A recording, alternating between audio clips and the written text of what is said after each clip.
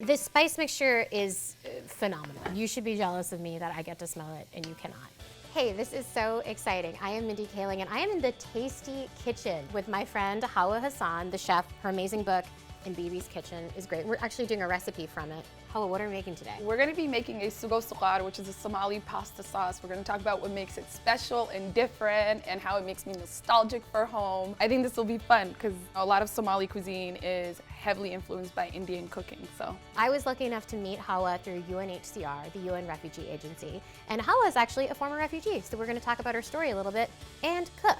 What more could you want? So what makes this pasta sauce incredibly special is that all the flavors of the Indian Ocean are present in it. We have a stick of cinnamon, cumin, coriander, black peppercorn, cardamom, whole cloves, and some turmeric. I'm very intimidated by this already, I'm not gonna lie. Don't be at all. It's Okay. very much like garam masala, which Okay. I'm sure you use in your everyday cooking at home. Okay, can we just stop? The way that she said garam masala, I'm Indian, okay? That put me to shame. So I'm just gonna take a heavy pot and just crush this a bit. Do you wanna do it? Yeah. If you have some frustration to get out, I this would is a good love one that. to do. Thank you. While you do that, I'm gonna go ahead and throw everything on our stove. I'm gonna let this come to smell about 2 minutes over medium heat. I don't want it to burn, and then we'll go ahead and grind it. So can you smell it? Yeah, this is like, I just want to waft this into my face for all of eternity. I have a spice grinder. I'll just go ahead and transfer it. So when I was growing up and we would cook with Indian spices, sometimes you would make something and then the house would smell like that dish for like the next 2 days. Oh my God, or you'd go to school smelling like it. Yeah, it makes me feel like I'm at home. Well, what's so cool is how similar these spices are to Indian spices. So Somalia is on the longest coast in the Indian Ocean. That's not an island. I think Madagascar has a longer coast than us, but we're right on the Indian spice trade. I'm gonna go ahead and grind this. Maybe Mindy actually will do it. So now I'm doing the easy thing. I was like, I think you can push a button. I'm gonna go ahead and pour it into there, and then we're just gonna make sure it's super fine. Okay. I'm sifting like Yep. an old-timey prospector looking for gold. I feel like a proud mama. I know, look at this. That Look looks at how- really good, Mindy. Look at how beautiful. And again, it smells like samosas and Yeah. chana masala, and I just can't wait for this All of pasta. those childhood memories are flooding right back at the smell of hawaj. I love that. Yeah. We've made our hawaj. We're gonna go ahead and use it in our pasta sauce. We're gonna be making my mom's sugo, which is an Italian word for sauce. I have this over medium heat. I'm gonna put about 3 tablespoons of olive oil. So I'm just gonna let that warm. Sous chef, do you wanna go ahead and throw in the garlic, bell pepper, and the red onion? All at once. All at once. You got it. Give it a stir. So again, we have this over medium heat. We're gonna let the vegetables soften. It'll take us about 8 minutes. And from there, we'll add our beef, let it break down, add our hawaj. This is the beginnings of also a samosa. The garlic, onion, spice thing, that's like how we start 90% of our dishes, I feel like, in Indian food. I would always remember my mom just like handing me a knife, handing me garlic, and I just knew that I had to like chop everything and then she would do everything else. Do you have a little helper now? Do you cook with anyone at home? There's young people in my house, but they're not helpful. Definitely not helpful. Vegetables are sweating. We're in a perfect place. Okay, great. So Hawa, I want to hear more about you. Can you tell me Yeah. a little bit about like where you were born? You have brothers and sisters. I'm dying to know. Yeah, so I was born in Somalia, in the capital of Mogadishu. I am the second eldest of 10 children. Wow. I know, big squad. So Mindy, our vegetables have completely softened. This is a good time to throw in our beef. If you want to just grab the salt, it's a teaspoon of salt, Mindy. Just Okay. eyeball it. Eyeball it? How's that? I'll just go ahead and break this up. And I'm gonna do 3 tablespoons of our hawaj, which again is the bedrock of this recipe and makes it so much more different than other pasta sauces. Do you wanna just go ahead and Yes, throw in? I would love that. Is this a good tablespoon, a heaping tablespoon or a regular? That's great. That's so great. keep going. Just go Great. ahead and break that Yes, beef up. okay. And then we're gonna take about 15 minutes, let our beef brown on all sides, and we'll carry on with the recipe. This spice mixture is phenomenal. You should be jealous of me that I get to smell it and you cannot. So while our meat's cooking, I wanted to talk a little bit about why you were forced out of Somalia, if you feel like talking about it. Yeah. So in 1990, there was a civil war that had taken place in Somalia.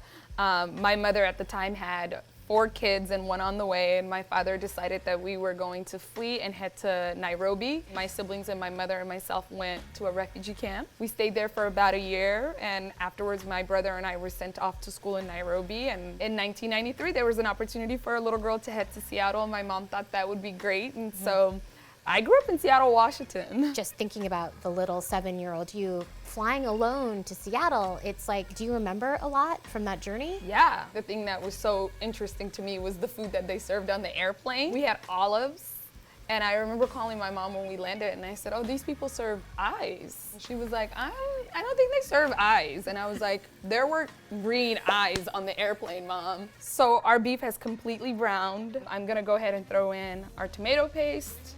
And then this is canned tomatoes with just its juices and everything, so I'll just go ahead and dump that in there. So Mindy, go ahead and bring our tomatoes and tomato paste with our beef to combine. I'm just gonna fill up a little bit of water and get the rest of my tomato juice out of there. So Mindy is doing a perfect job of bringing all of our flavors together. I've just turned the heat to high. We'll let this boil, then I'll cover it and let it simmer for about 30 minutes. So what is important to you that people understand about refugees? You know, I think that displaced people are often have a blanket statement about them in that they are infringing on different borders and they're running to take from different countries. But the truth is that refugees are not monolithic. We come from many different walks of life, and oftentimes wherever we go, we create opportunity for ourselves and our community. I'm here by the grace of God, but I'm also here because of the many people who made way for me. And I think that's when people think about refugees, they should think about what has to happen in order for someone to leave their home in the middle of the night. Yeah, I'm sorry, I'm getting emotional because you read so much and hear about refugees, but then you think about someone like Hawa who came from really kind of unimaginable circumstances and is such an accomplished woman, giving back so much through her cooking and her businesses. It's just great. We're so lucky to have her, and I'm so lucky to be cooking with her. Can you talk a little about your journey into becoming a chef? I got into the business of making Somali food because I couldn't find it for myself. It was storytelling from a healthy perspective. That's where In Bibi's Kitchen was born, was how do you inspire people to cook at their home? How do you inspire people to have longer tables and shorter fences? And food is it's a community builder. Yeah, it absolutely is. And now, I mean, I haven't tried this yet, but I'm already getting so excited about my first Somali food experience. Okay, Mindy, let's see if our sugo is done. That looks perfect. I think so too. Looks and smells delicious. So I have some cooked pasta here. You want to just go ahead and toss some on top of there? Yes. How generous should I be here with this? I mean, get crazy. Okay. Am I putting too much on here? It just smells so good. I think that's perfect. That's good. Okay. Yeah. And then I'm just gonna go ahead and sprinkle some cilantro right over this. This is how Somalis eat it. We love fresh herbs. The biggest thing that Somali people do is we have banana on the side. We love sweet and savory. I was shook. I had no idea. So the food is plated, and this is the moment of truth. Can we start? Is yes, that okay? Let's dig in. I'm It's so excited for you to try it with the banana and all. Me too. It's so beautiful. Somalis will be proud that the banana is not sliced. Hey, I'm not thrilled about people having to see me eat spaghetti on camera. I don't do it in a ladylike way. So good. This is so good. Thank you, Mindy. We did it together. Team effort. I barely helped, but this is absolutely, this is incredible. The banana tastes amazing with it. A little It's bit so of good. sweet, very subtle. It's like spicy. It's not hot. It's just No. like flavorful and delicious. Okay, well, this was fabulous. Hawa, I'm so grateful to you for teaching me how to make this amazing recipe. I love Somali food. I can't wait to learn more of your recipes from your amazing cookbook. And thanks to Tasty and UNHCR, the UN Refugee Agency, for introducing us. Absolutely. And it was such a pleasure getting to know more about you and your story. Thank you, Mindy. And now we're just gonna keep eating if Yeah. the camera wants to film us. Bye, everyone. Bye.